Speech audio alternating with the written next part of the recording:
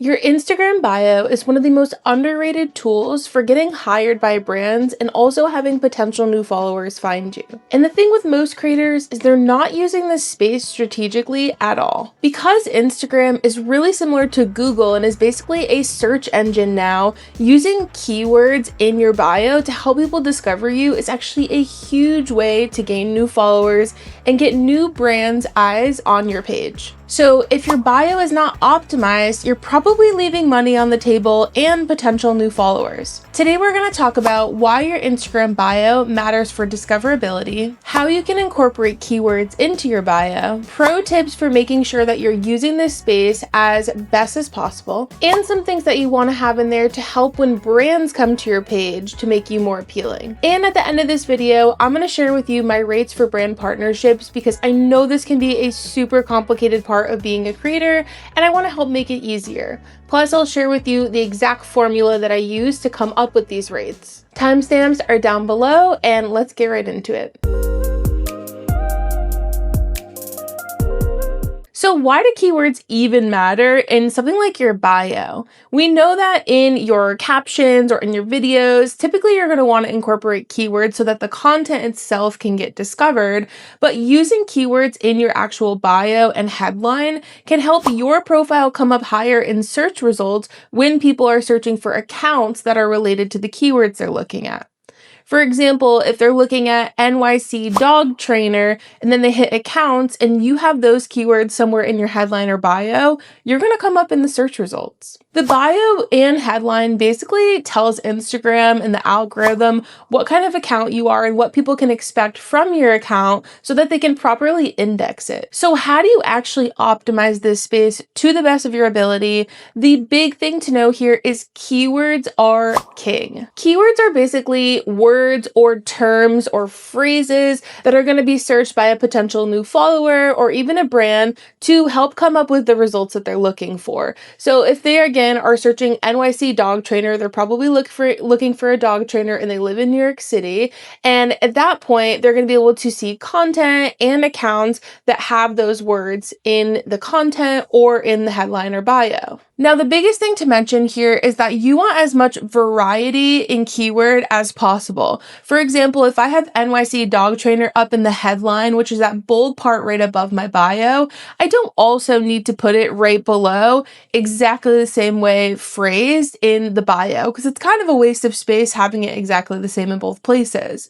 So instead of NYC dog trainer, I might keep that up in my headline. And then in my bio, I might put something like training pups in New York City.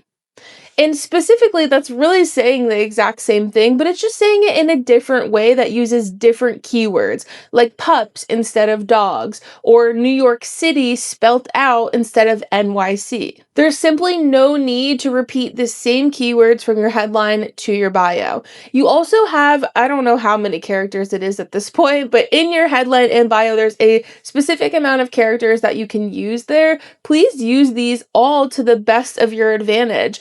Use as many keywords as possible. If you can have 90% of the words in your bio be keywords, you're doing really well. Now, I do want to make some clarification between the headline and the bio because you may be thinking, okay, well, I know I'm not going to use the same words in both, but how do I decide which ones go where and does it matter? And the answer is actually yes. So your headline, again, that bold part right above your bio, typically you want to have at least your first name in there or your business name in there. But it also is the space that holds the most weight when it comes to discoverability in keywords. So think about the most important, the strongest keywords within your niche. Those are the keywords that you want to have in your headline. Anything secondary can go in your bio. So for example, NYC dog trainer, if I have it in my headline and you have it in your bio, there's a pretty good chance that I'm going to come up higher in those search results because mine is in my headline instead of just the bio. Then when it comes to your bio, that's again, that chance to have those secondary keywords or phrases in a way that is going to explain who you are and what you do, and maybe what people can expect when they come to your page, but again, in a way that's really keyword heavy. I think this is also the perfect opportunity to share some personality as well. And honestly, it can be really hard to incorporate keywords and personality. I highly recommend actually asking AI like ChatGPT to help you with this, because then it will help you add that personality so that it doesn't feel really stiff or like a robot wrote it. And it really allows you to kind of explain to people or show people what it's going to be like to hang out with you on your page. Now, this is all really helpful when it comes to discoverability and people finding you potential followers or even brands, but there are some things that brands specifically are going to be looking for when it comes to your Instagram bio. Number one is your email. You definitely want to put this in here, and I know a lot of people are like, but there's that email or that contact button right below my bio. Yes, on a phone, that is true. However, on a computer, you actually don't have that option. And so what ends up happening, a lot of brands who are sourcing creators on a computer don't have access to that button. And let's be honest, they're not going to get their phone out and go through all these steps finding your profile again and then hit the button, and then it's got to copy it from your phone, bring it to the computer. It's a whole to-do. If you can just put your email in your bio, I can guarantee it's going to make a brand's life easier.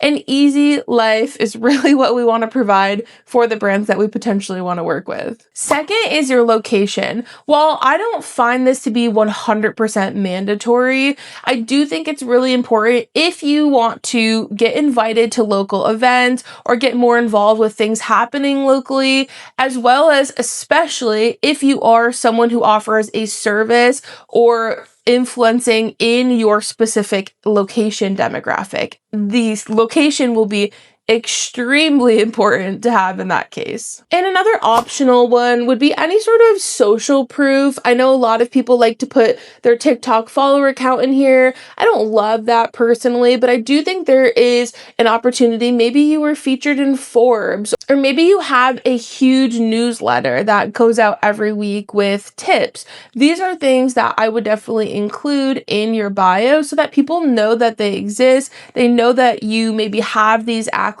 and it kind of just adds a little bit of extra authority to you and your profile. If you're feeling overwhelmed by any of this, don't worry. Figuring out the perfect bio is something you definitely do not have to do alone.